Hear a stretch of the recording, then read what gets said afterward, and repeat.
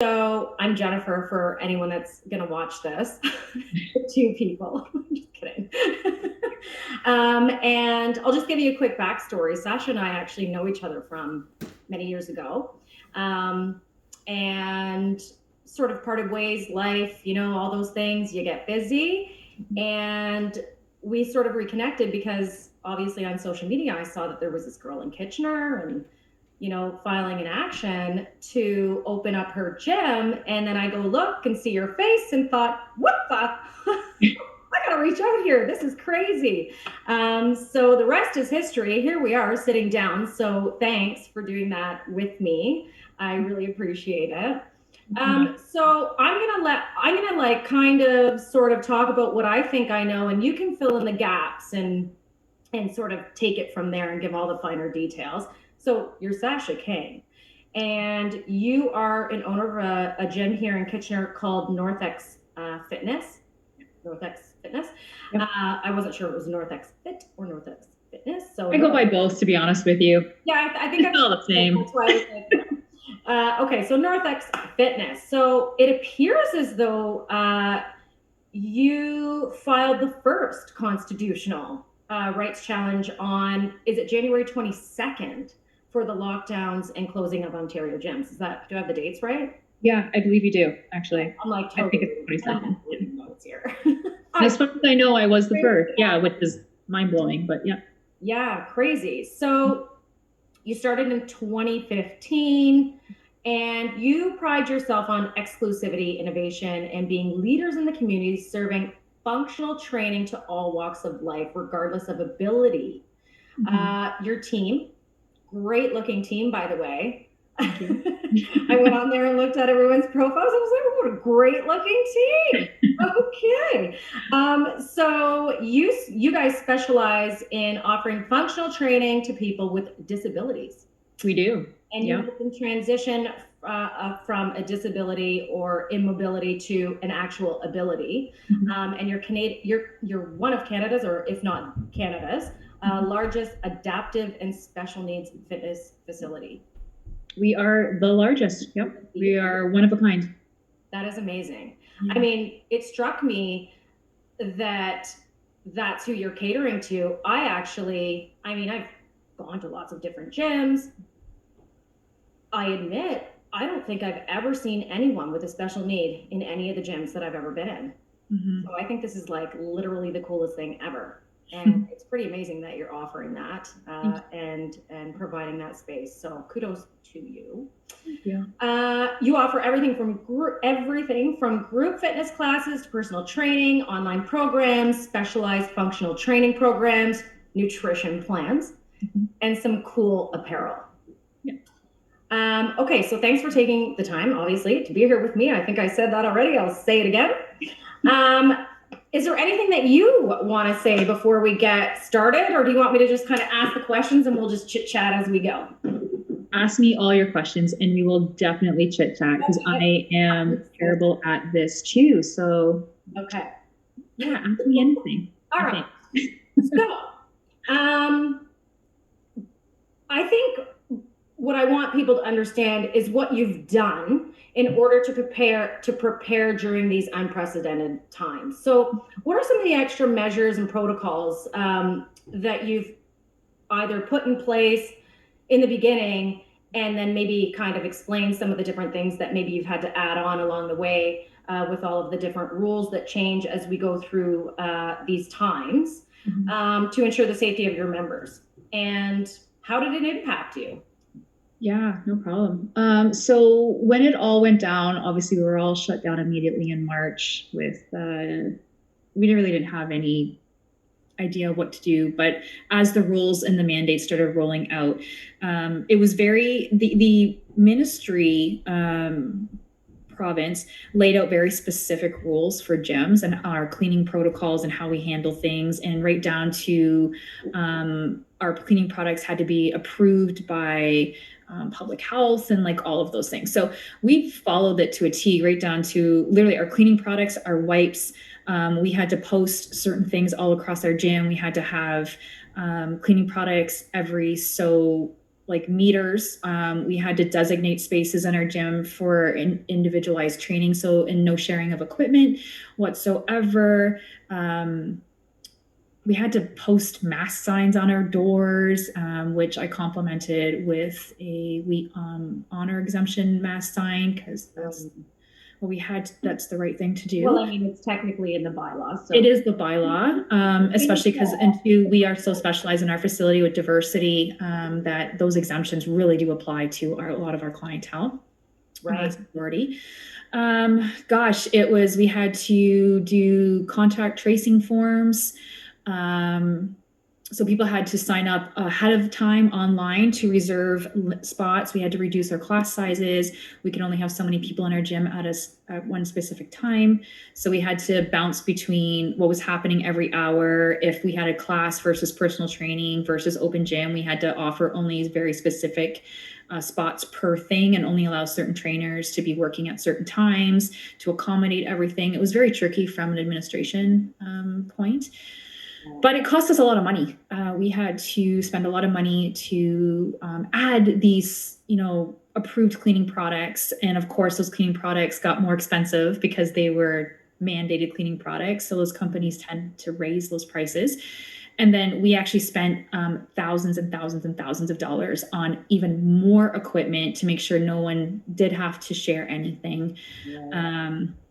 And of course, those thousands and thousands of dollars and those equipment was also brought in, a lot of it from the US, and then shipping went through the roof. So financially, it was a massive undertaking that we had to do, but we did it. And then, so we're spending a lot more money. We hired more cleaning staff. We had a full-time person sitting at our front desk at all times that had to share that duty with me. And so we had to spend money on more employees. Yeah. And then, of course, that also means the reduction in clientele. And right, it's a big balancing act. But we followed the rules to a T. We worked with bylaw the entire way through to make sure that we were following the mandates and following the rules, and they understood. We have a great relationship with our bylaw here, which is fantastic. And they understand too that we have the honor exemptions, and they approve that. And knowing our specialties and stuff. So we have great relationships here. It's just been very with like the authority, people, but we were designated, the gyms in Waterloo region were designated a specific bylaw officer who goes around and checks on us. Oh, you have a person designated to you? Yep. Oh, wow. Yeah. Pardon? Everyone? Like that's standard? Nah, for our industry it was. Yeah, we all. So he came in the late mid fall, it was about, and he came and introduced himself to us, and he was really nice. He was kind of learning his role a little bit more, but introducing himself that he was handed down all of the gyms in Waterloo region. So his job was to go around to us and check on us. We also had to create an 8-page potentially safety plan that had to be at our front desk at all times. So in case bylaw showed up or anybody, then they asked for our safety protocol plan. We had to have it ready. Mm-hmm. And that safety protocol plan just states how we handle COVID, lists all of our cleaning measures, things like that. So we had a lot of doubling up on things because we had to fill out forms, but then have everyone sign in ahead of time online. So we knew who was coming in the business at all times. Right. Sanitizers everywhere, which we had to do. It was a lot. A lot. It obviously, so there's a huge administration impact. There's a huge financial impact. So, I mean, I can appreciate that. And I'm sure bylaw coming around isn't, the most fun. Can be fitting. I mean, as nice as people can be, it's just like, why is, if you've got members in there, it's like, why is bylaw? It's intimidating for sure. Yeah. Absolutely. Yeah. It is absolutely intimidating for our staff, and but especially scary for the members, and especially our vulnerable members who see someone walking in uniform. Yeah. It can be very frightening to them. So there's a lot that we have to manage in every scenario at all times to ensure everyone's calm and safe and feels comfortable. Yeah, for sure. All right, before my next question, I'm taking a sip of my Caesar here and having a Me too. required at the end of a workday. Okay, so to your knowledge, Mhm. has anyone have any of your members contracted or tested positive for COVID-19, or has there been any spread of the virus that you know of throughout your gym? Nope, not at all. Not Not while we were open at all. We've never had a case of COVID in our gym whatsoever. okay. We did have a member who got COVID about a month ago, but obviously we were closed. That was through family, one of their family members who worked in manufacturing. That has nothing to do with us. But no, we never had one issue at all the entire time we were open. Wow. Okay, good to know. I feel like I hear that a lot from gyms, just in watching some of the stories on social media. So I'm glad that obviously it just goes to show that the measures that you've put in place, potentially have worked. As expensive as it's been, but at least you've done that and you've done your due diligence, and it's obviously kept people safe. So kudos to that. So during the first lockdown, the gym followed obviously the closure orders back in March of 2020. You remained closed until late May 2020. Is that right? We were closed up until August, actually. So we pivoted really quickly online when we first got shut down. And so we did the best we could with our online community who could participate online. We unfortunately had a lot that couldn't Right. due to their extraordinary needs, impairments, things like that. So we weren't able to do that, but we also even weren't allowed to even go and see them, obviously. So they regressed quite a bit. Right. We didn't open until beginning of August, and that's just because we actually were renovating. During that, we had actually moved our locations during COVID as well. So we were, wow. yeah, it's a whole other story. Right? Yeah. So we moved to a larger space and then had to renovate that space. So we opened, I want to say about 2 or 3 weeks later than I think we were allowed to. I think gyms are at some point were allowed to open earlier mid-July. Yeah. When we opened on August 4th, I believe it was. So, Okay. yeah. So there was even that extra. Yeah. Wow. Okay. And we opened for in-gym and online. So we kept our online going this entire time for those who could participate. Right. Yeah. So how did the lockdown, so you've gone out, you've spent all this money to put all these safety protocols in place, and then you're locked down. So how does that impact, how did that further impact you? At this point,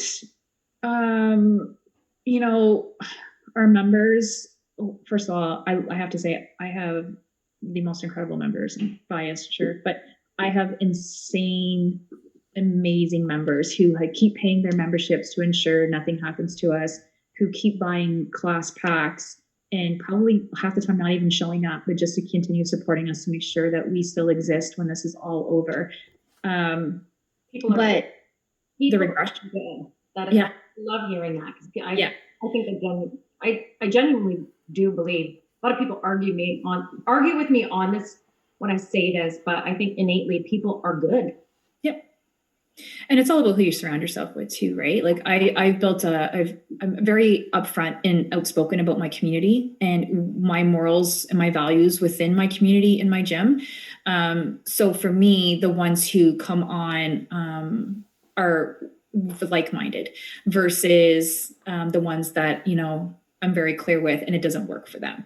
And that's okay with us because they're not right for our facility.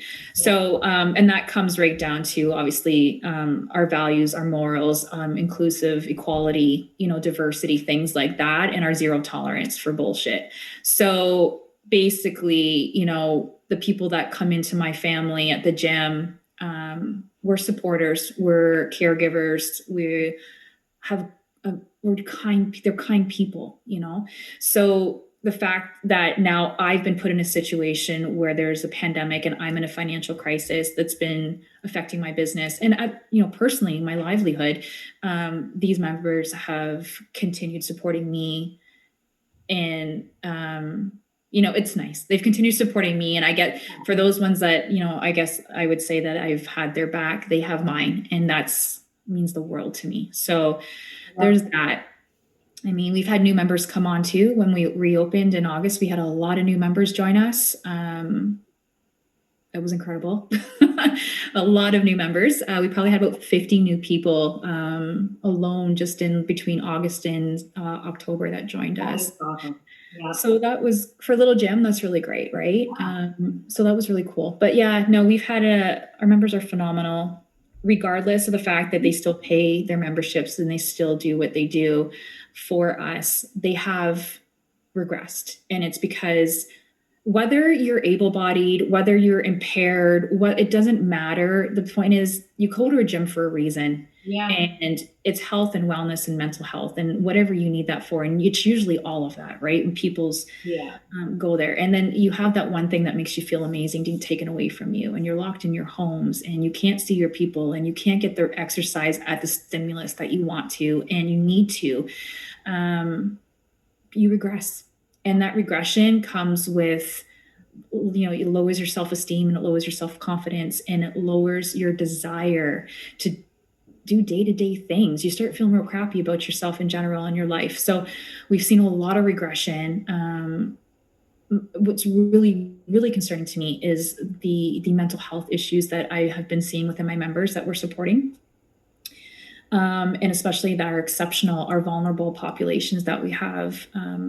Man, they work so hard to enhance their quality of life and their ability regardless of what their diagnosis is. And they don't even a lot of times realize how they're changing their own life. And whatever we do in the gym directly translates outside the gym to their everyday life. Yeah. And now those two things have been messed with. They've been compromised. And so we're seeing that regression emotionally, mentally, and physically. And it's heartbreaking.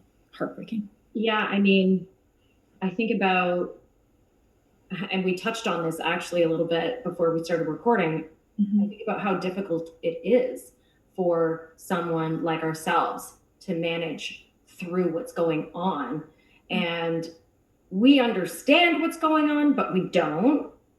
And I can't imagine what it's like for someone who doesn't have the cognitive ability mm-hmm. to understand simple tasks, let alone this. Like how that impacts them. Absolutely. So you were forced to close again for the second lockdown, mm-hmm. December 26th, mm-hmm. I think it was. Mm-hmm. And so what was your breaking point this time around that prompted you to take action? Because that's what we're really here to talk about. What was your breaking point? That, at this point, it doesn't make sense. Shutting health in a health pandemic, shutting down health services doesn't make sense. And, the first time around, we were all willing to do something for a certain time frame because we were uneducated and we didn't know anything and we were all worried and we were just going to do our part. We were going to contribute, right, to our part to make sure that each other were cared for. Yeah. But, almost a year goes by and it's continuing. And there's the logic behind it. In my specific case of being a health provider and a health supporter and a resource and taking that resource away from people mm-hmm. didn't make sense, especially when the government deemed exercise essential this time around. Right. So they deemed it essential, but they didn't make it accessible. Right. And that was a huge argument. And especially, we're talking, it's winter. I can't have my limb impaired, my cognitively impaired, my seniors outside in ice and snow. Where are they going to go and exercise? So, sure, some of them actually do it online and they've been successful, which is amazing. But there are so many that cannot and require the one-on-one and the in-person. And that's, there's learning disabilities, there's coordination issues, there's mind body disconnection, there's a lot of things that they need us there for regardless. And so those people didn't get anything anymore. They were left behind, the voiceless. Yeah, it's always that way though, isn't it? Yeah, it is. Yeah, and they were completely left behind. And we sat it out again and waited, a couple more weeks, right? A couple more weeks, and we waited, and then it came to the point that this time around has hit my entire fit family even harder.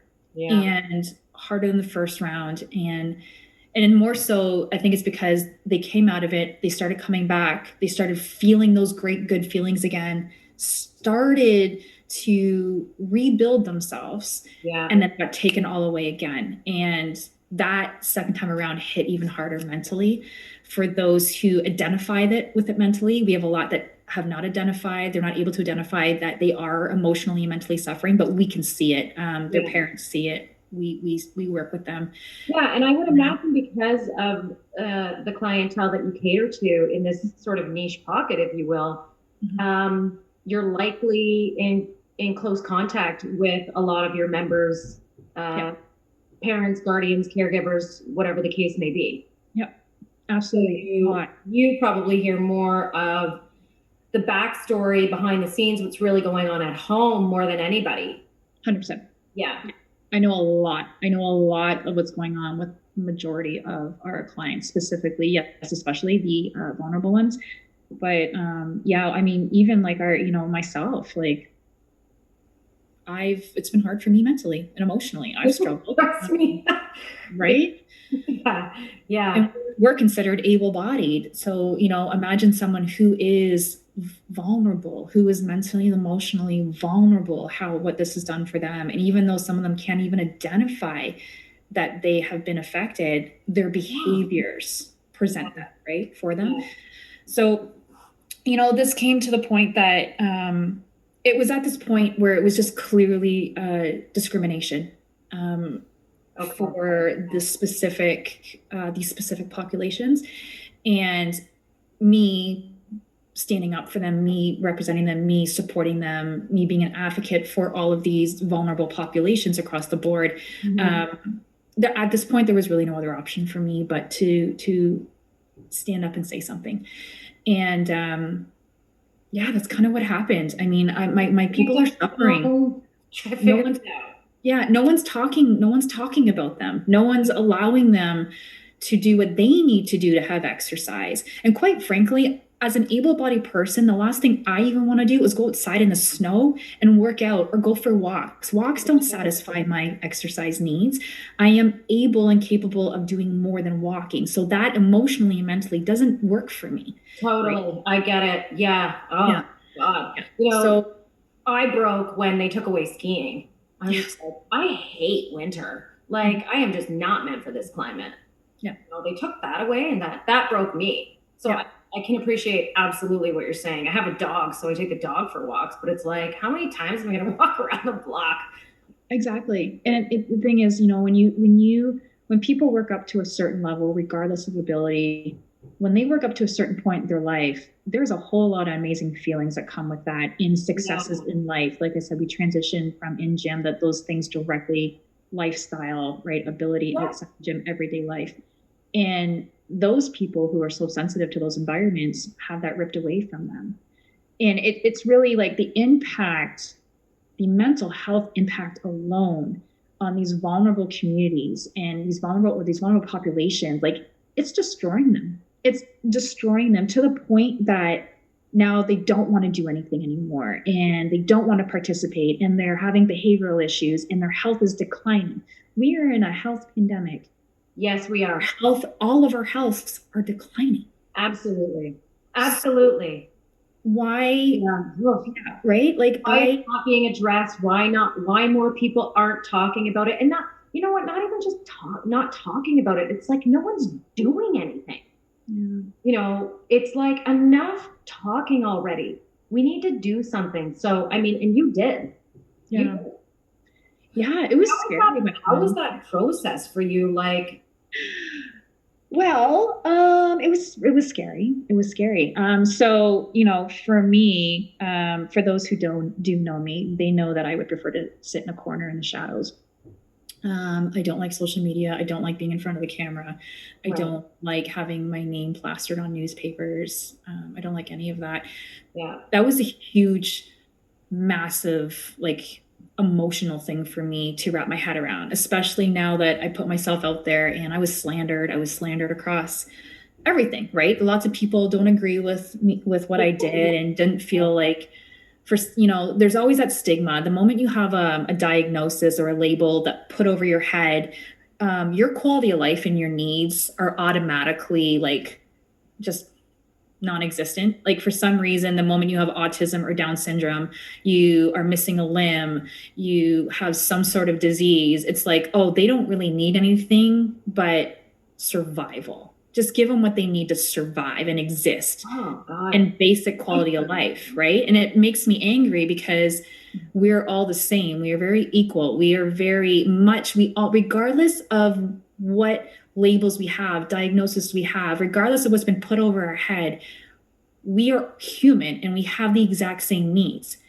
Yeah. So we need to exercise, we need to eat well, we need health services, we need to be treated equally across the board. We Yeah. need opportunity. And that's where the doors automatically start closing the moment someone has any kind of impairment, whether it is temporary, prolonged, or permanent. So for me, being a huge advocate of equality and inclusion, like I swing these doors open loud, like, Yeah. come on, right? Like it's fair. It has to be fair across the board. So I had to stand up, Yeah. and it was frightening. It was frightening. Lots of people are not going to understand that because, like I said, they automatically think their quality of life doesn't matter. Oh, they're vulnerable. Oh, they should stay home. Literally the complete opposite. Yeah. They should be working on their health with support. That's what they need to be Right. doing Yeah. to survive a pandemic. So, I'm not gonna lie, I had a couple tears. I saw a couple shitty messages and shitty comments, and it was emotional. Mm. Being publicly slandered, but I have to say, if I compare the good to the bad, the good was like way Right. better. Like I had a shitload of support. Yeah. I just had a couple of stupid messages, but then you take a minute, you think it over again, and I mean, I look at those people again, and I think to myself, you know what? I wish I can get my hands on you in a positive way. I wish I could help you. I Right. wish I could bring you into my gym and show you a world that you obviously are not aware of, and show you what ability and acceptance really looks like. And then show Right. you that everyone's life, needs to be valued equally. And these people are just as important as you are. But also a lot of the people who were naysayers and really came down on me hard, it seems like they don't practice What they're healthy things and make healthier choices. So of course they're not going to understand my reasoning for this and my argument for this, and that's okay, right? well, I can only talk to the people that get it or yeah. understand equality and inclusion. So I think everything you just said was very powerful. And in what, you know, inclusion and all of the things that you just said, which mhm, I mean, I just think that's very powerful. mhm, I think it's unfortunate that the minute you're trying to defend someone's right or ability to be able to um, keep up with their health and fitness during these times, or I mean, anything that you say or try to defend is automatically, you don't care about everybody else, though, then mhm. all of a sudden. And you're targeted for that. And I mean, that's just not the case. I mean, I don't think anyone's saying that we don't care about Mhm. the people who have been affected by COVID-19. It's we care about them. Yes, we agree they need to be protected. We know who the population is, but Mhm. there's also this group of people, obviously, that you encompass, Mhm. and you need to take care of them. And you obviously feel very responsible for that. And I mean, Very much so. I'm glad that you've spoken up, because I think that it's going to, well, obviously, I mean, I'll let you. I mean, the next question I was going to ask was, what sets you apart from other gyms? But you have already obviously clearly communicated that. So I think that's great. A lot of other gyms that we've seen, they have taken things outdoors, they have taken things online. You've already touched on how you have done those things, but they're not exactly inclusive for the vast majority of your members, for the reasons that you've obviously already stated. So, what are you hoping? So, what are you hoping? What are you hoping to gain by this legal action, or what have you already gained by this legal action? So, I mean, in the media, you're open. We are open. Yeah, we are open, legally open, which is amazing. Yeah. So yeah, and I can say this now because it's public, but our first go around in court, we presented the case to the judge. The province presented their case to the judge. And then we had I never get the name right. I have to apologize. I never remember it right. But the Human Rights. The Human Rights, it's like the Human Rights Council of Ontario, something like that. Oh, gosh, if you see this, don't be mad. I'm so sorry. Okay. But they were granted to intervene in our case, which is on a positive for us. So they have their own set of lawyers. They wanted to step forward with us simply on the case of the Human Rights Act and obviously accessibility and the discrimination and all of that. The judge. That was a group on your side or against you? On our side. Yeah. So the Human Rights Council stepped forward with us to support our case against the province. Did you have to reach out to them, or they just voluntarily stepped forward? Wow. Yeah. They saw my case and voluntarily stepped forward. So that was a huge deal.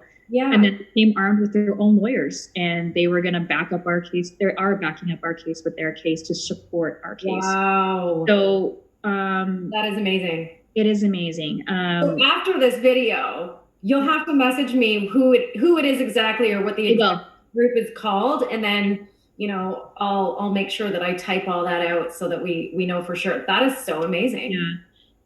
They are wonderful. So the judge granted them to intervene with us. So what happened was after that day, it was a very successful day for us in court. And within a very small amount of time, the stay-at-home order and also the lockdown order quietly got amended. Okay. And that quiet amendment opened my gym. And it was based on specifically gyms who cater solely to people with disabilities, which includes mental health, can open. They just require a note. And it was quietly done. Without knowing anything for sure, but how on a scale of 1 to 10, or if you could give a percent wise, what percentage of you feels like that was quietly amended because of your case? 100%. Okay. Yeah. 1 to 10. Yeah, there was after that day in court, it was very clear that the province had to. It was probably clear that you were going to win. Yeah. So they did that. So that was and luckily we were given that information by a third party. We didn't even get it offered to us openly. And of course, that information is not even public. The province hasn't even announced that, and they won't. Probably. Really? Why? No, I can only speculate, but only they would have to admit they were wrong. And they would have to admit that they ended up discriminating. If they're making a comment that, or making an amendment to specifically support special needs or disabilities, they would have to acknowledge they kind of did an oopsie. So, needless to say, I scrambled to open within 72 hours. Wow. It was insane. We're still figuring it all out, but little by little, we haven't opened our doors and welcomed the 300 members in. That's not how it works. Everybody, we started with little lumps of people slowly coming back, getting their notes. First week, you opened Monday, is that right? Yeah. We opened Monday. How's the first week been? Great. I'm assuming. Yeah, it's been amazing. We've had our people, they've gone to their doctors, they've gone to their chiropractors. Anything that's a registered health practitioner can sign a letter on their behalf, letting a return to gym letter because it's for their, support their disabilities. That is safer in the gym. Like I said, that also includes mental health. So we've had people Wow. returning, which has been amazing, and we're doing it by the books. We're not breaking any laws. I Okay. honestly wouldn't do that. It would put my No. members, my business Yeah. at risk. After everything you've been through, I highly No. doubt you're Yeah. going to do anything that you shouldn't be doing for sure. Yeah. And Yeah. I No. think, as much as people watching know how vocal I have been on social media with regards to everything that is going on. So, I mean, I wish that everyone would just, Mhm. open and just be normal. But I have moments where I'm like, I hate the world and I hate everyone that's complying and following. And like, I lose my mind sometimes, Mhm. right? But then when I sit down and I talk with someone like you and I have these conversations, I'm like, okay, no, I know that they can't, like I get it. Like you have to follow the rules. You don't, Yeah. you On know, a business level, I chose to do it this a very I chose to do it this way through the law. And the reason I chose to and take that's what I respect the the legal most. route, And that's why I wanted to talk to you yeah, because I've seen, sorry to cut you off. it's okay. Um, I shouldn't do that, but I do it a lot. I'm sorry, but I know that you'll finish what your thought is. But I have so much respect for the way that you've gone about it because, again, in the media, or in the media, actually, even mainstream media and social media, we've seen other types of businesses, and I'm not going to, talk about who they are, but other types of businesses make a big announcement, almost publicity stunt like, whether it is intentional or not. I mean, my handle is unintentionally me, so I'm not even going to speculate or Mhm. make any assumptions. But there's been these big spectacles, and it's like it didn't work. Their business gets shut down by the police. They're locked out by public health. Locks are changed. Doors are closed. Business licenses are taken away. I mean, so the way that you went about it was, I think, the best way. And I think you're a really good example of how to do it quietly, how to not make a big deal, and just do it, you know. Yeah, thank you. And it wasn't even about that you went and just opened your doors. I mean, like you said, you wanted to make sure that you were going about it the legal route so that you didn't suffer some of those things that we've already seen other businesses have to go through. And that's exactly why I did it. So, you know, there's always I'm always gonna have a rebel in me. I'm a rebel. Like there's little things I'm like, oh, I'm gonna go That's do our friend. that. But at the end of the day, when I have hundreds of people to look after, I have to think about the bigger picture. And the bigger picture for me was if I opened illegally, the city could take my licenses. Yeah. They don't have to ever give them back to me. Yeah. Or I have to go to court and have an insane amount of money to spend a lawyer fighting for something that at that point I've already made a shitty name for myself, and a judge will see the negative stuff all over the news about me. Yeah. But at the end of the day, if they never gave me my licenses back, if they prolonged me opening, if my fight went on for months, my whole point of opening doesn't make any sense then, because I can't get those guys any faster in the gym. I can't support them. I can't be essential. Yeah. I can't do a lot of things. And my whole point was to open as fast as possible to start supporting all of my vulnerable members again. And Yeah. if I'm opening for a day and I piss off the city and I piss off bylaw, they're coming at me. I mean, I also have parents who are neutral, right? So they just want to be like, Sash, what are you doing? You know what I mean? But I don't want to be a part of anything illegal. Well, of course not. I don't want to be a part of anything illegal either, honestly. Yeah. And quite frankly, if I got my ass put in jail overnight, what about my kid? Yeah. Right? What about all the bad stuff that could happen? And, it could happen. People could crap on her. And there's just a lot of dynamics that I really had to consider. Yeah. But at the end of the day, if for me to make my point about the forgotten, the voiceless, the ones who apparently got shoved to the corner and their needs didn't matter, how can I make sure that I keep protecting them and do it as fast as possible?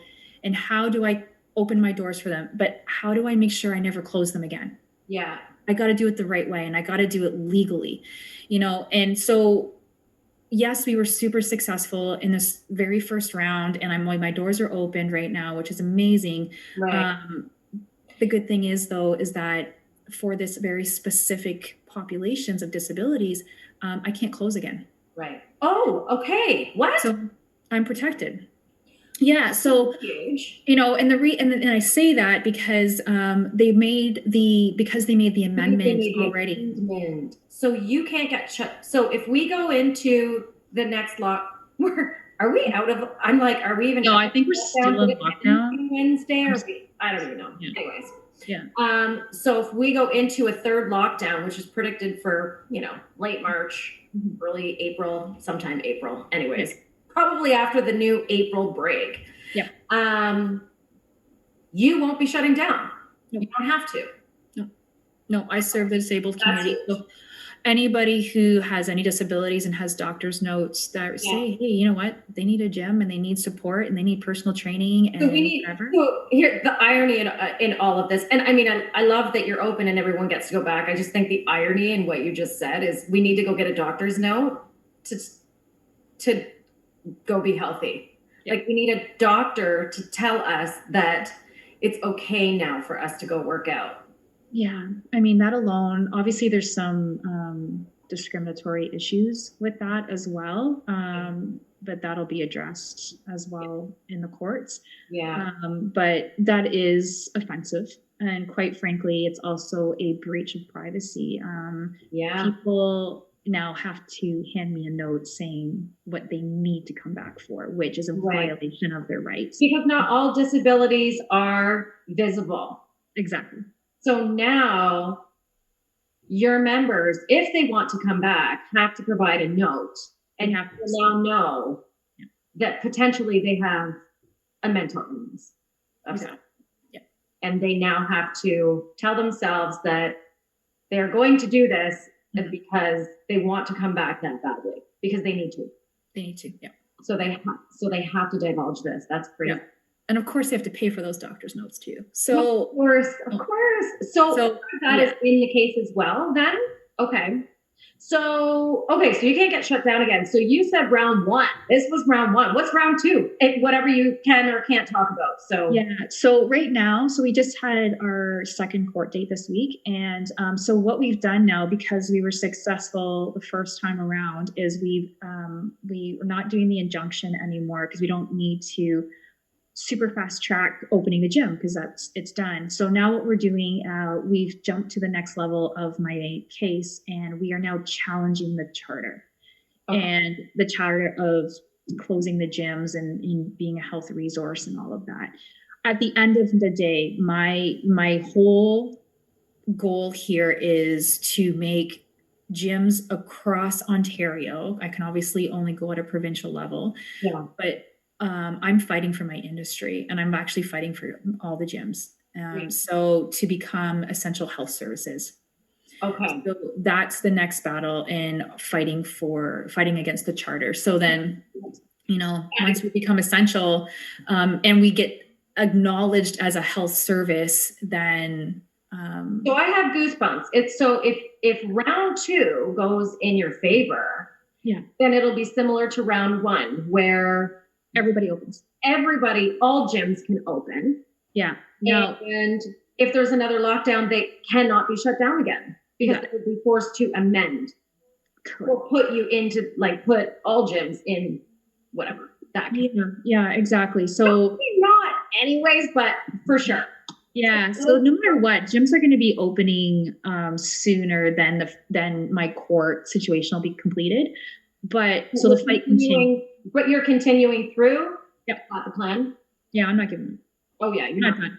Just because I made a promise, I mean, I made a promise to myself and the industry. I got into this industry to actually help people and change their lives, and I have not swayed from that. So I will stand true to what I believe in and my morals, and my commitment to my career and supporting every single person that I possibly can be, healthier and happier individuals and quality of life. That is really important to me. So even though I don't know 99.9999% of gym owners in this province, I will stand for them and work really hard to make sure that we actually become essential health services, as we should be. So there is no question between the relationship between exercise and health, right? And from an emotional and mental standpoint to your physical, but also right down to your immunity. Like exercise literally boosts your immune system. 100%. Right? It actually increases your ability to fight off disease.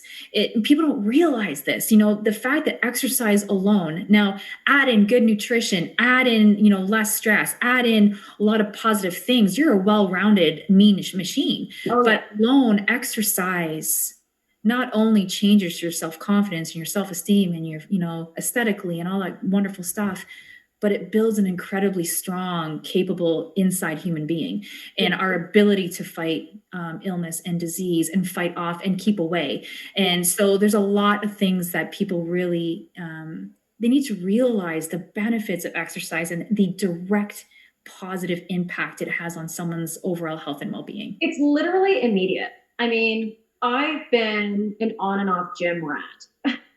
And when I get there, I'm like 5-6 days a week. I love it. I go hard. Literally after the first day, I'm a totally different person. I like going to the gym and working out for my mental health. I need it for my mental health. It is a stress release. It gets my adrenaline going. All of those good. I like feeling that.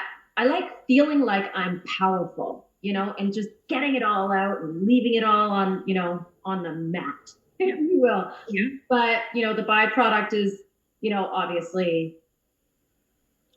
maybe appearance is, you're starting to feel like, oh, look, okay. Like, like you start to feel good about yourself in every aspect, not just mentally. And it literally is instant. It's the first day you're back in the gym. It's like, all right, I got this, man. And it just takes that one time. It really does. It's a game changer. You can stay committed. So no matter who you are, no matter, like I said, if you have you've been put these labels over your head, whether what your impairments are, it doesn't matter. It has the exact same results mentally, emotionally as anybody else. And physically, like exercise does different things to us physically, but the mental and emotional and the health piece is identical no matter what. And so, that's the one thing that why it's so important to me that we become essential health services, that gyms get acknowledged, right? So to be essential health services because of that direct impact on health. Right? Yeah. And what we do, I mean, of course you're going to find gyms who don't care, or you're going to find gyms who have trainers who are not as invested. That's like any business, anywhere, doesn't matter. But you've got some phenomenal, and there's going to be more good ones than ones that actually care, and they want to invest in you because they want to see you be successful and live happy and have a really quality of life and be healthy, like all these wonderful things. As it should be. But even if you walked into a gym and did your own damn thing, it's same thing. The most amazing things are going to happen to you. So that's why I'm not giving up. So I'm just going to keep fighting, and I'm going to keep, I'm going to fight to the bitter end. Let me put it that way, because I truly believe in what I do, and I believe in what my industry does, and I believe in what it does for people. And science alone. Science alone has my back. But I mean, there is actual science in this one. Actual science on this one. So what have you been? My next question you've already kind of answered, but it was going to be, I know from experience what happens when you speak out and the nasty things that can be said about you. I've heard it all, but I do get more good messages than I get bad messages. So I just kind of like, meh, whatever, what other people think of me is none of my business. Yeah. Um, I do so think you've it's a already, very good shift, though. Have you noticed the big shift in people's opinions? I've seen, what do you mean? like lately, a lot more people shifting to questioning things now, Yes. not so aggressively and not Yes. attacking people. I really see a shift in people thinking a little bit more, being a little bit more critical thinkers. Yeah, Is for sure. things going, which is really good. It is really great. I have noticed that, absolutely. What about in what about in your community? Without obviously naming anybody, but how has it been within your community? Are other gyms reaching out to you? Are you getting support from them? Are you getting flack for them? Is it a bit of both? Does it sway one way? Yeah. So I've had a lot of I mean, compared to how many gyms out there, I probably not enough support. Yeah. But I would say that the support I have received has there's a couple gyms here that have reached out and supported and donated to my legal costs, because that's huge. Yeah. But unfortunately not as many as you think. And I truly just feel like it's just a fear of backlash and reputation and potentially loss of members. I mean, it doesn't have to be public support. It could just be, private support, like a quick message or. Yeah, I agree. Unfortunately, I haven't heard a lot from my own community here. Wow. But I've heard a lot from outside the community. I have a lot of people reaching out to me from, gosh, the littlest counties to the biggest cities and messaging me. But yeah, I would say my local community, kind of. There's a couple, and I know exactly who they are, and I stay in touch with. I think I do too, because I've seen some of the reshares. So yeah, which is great. Yeah, I wish everyone would just band together and do it, but I wish too. I mean, there was an attempt to do so. Yeah, no, exactly. This wasn't like my first choice. It wasn't my first choice. There was, the idea was to obviously build a community of us and then, step forward together. But unfortunately, that community was just a bit too fearful. Yeah. So here I am. I did it myself. Yeah. Good for you. Man, listen, there's an army of people out there cheering you on. And with that, so what can people do to support you at this point? I would, I'd love people to message me. That's mentally and emotionally, that helps me keep going. I'm totally avoiding what I want you to tell people, and it's the GoFundMe. Yeah.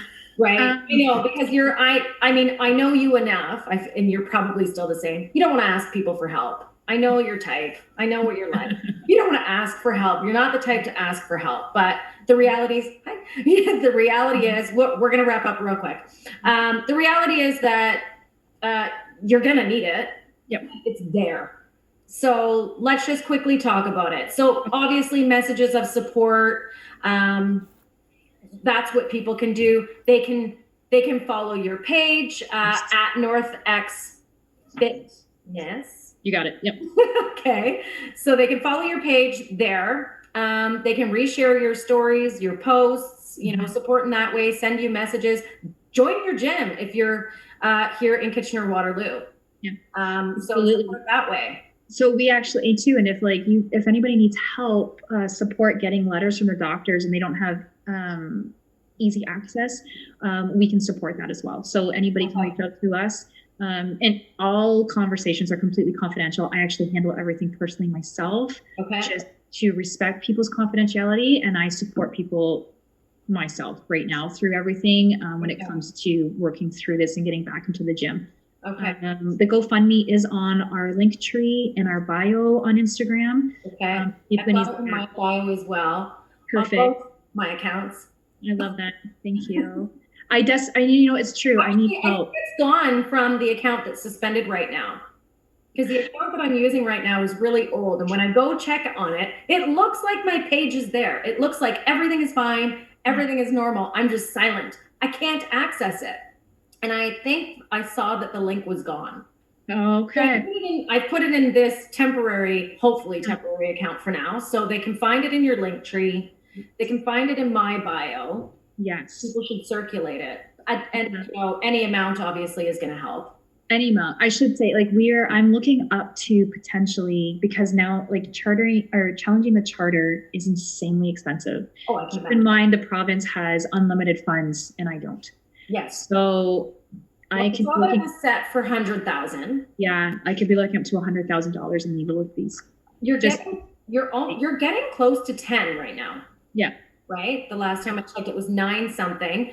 And I'll say, actually, because I've been a part of an action uh, for a legal action and had to do fundraising. And I got to tell you, the GoFundMe hasn't been up that long.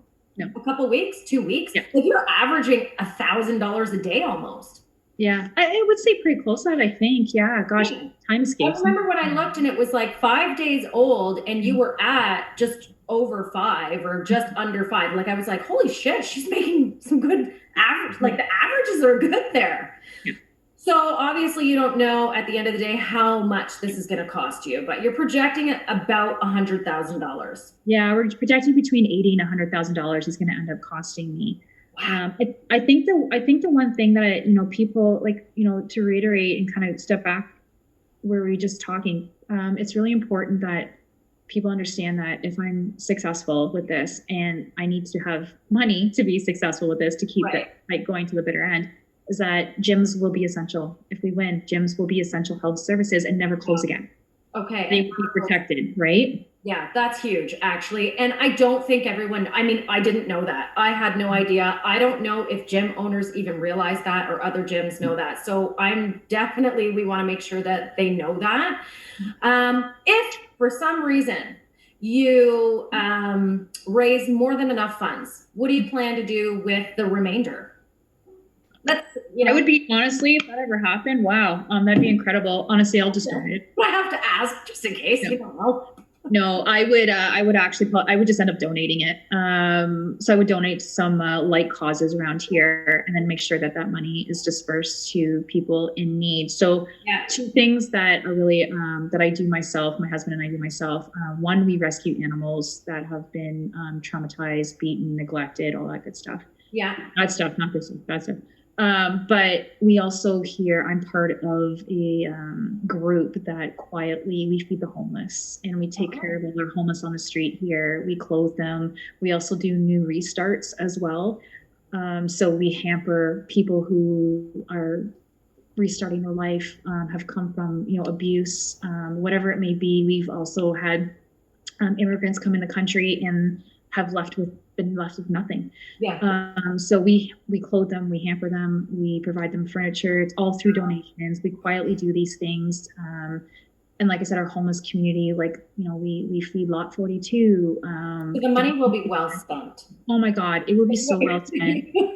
I mean, that's incredible. That's really incredible. It's insane how many. And it's really important people to understand right now that, like, obviously we already know, kind of got a hint of how bad the drug situation, the overdosing and death from overdosing is. And it's very real. And it's very real here alone in Kitchener-Waterloo, as well as, your big cities and stuff like that. And being small, but it's very, very much active here.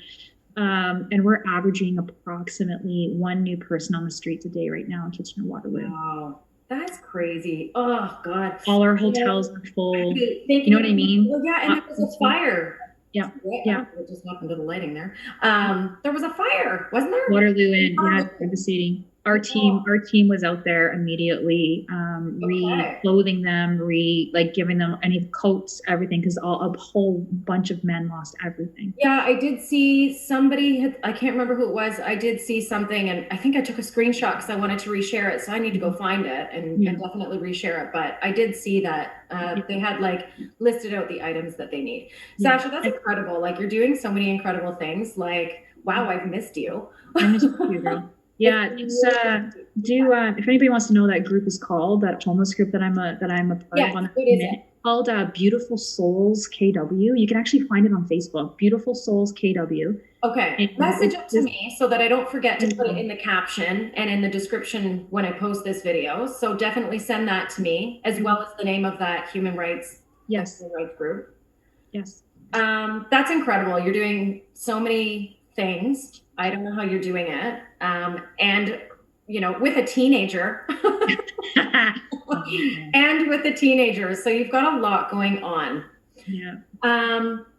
Listen, man, thanks so much. I know you're super busy, and I know your daughter's home now from school, I'm assuming. So, hi, honey. Hi. Oh, wow. She's so big now. She's not little anymore. You're all grown up.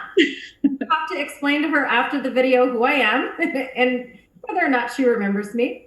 But wow, it's really great to see you guys and see you doing so well and see you doing so many amazing things. So thanks for taking the time to sit down with me.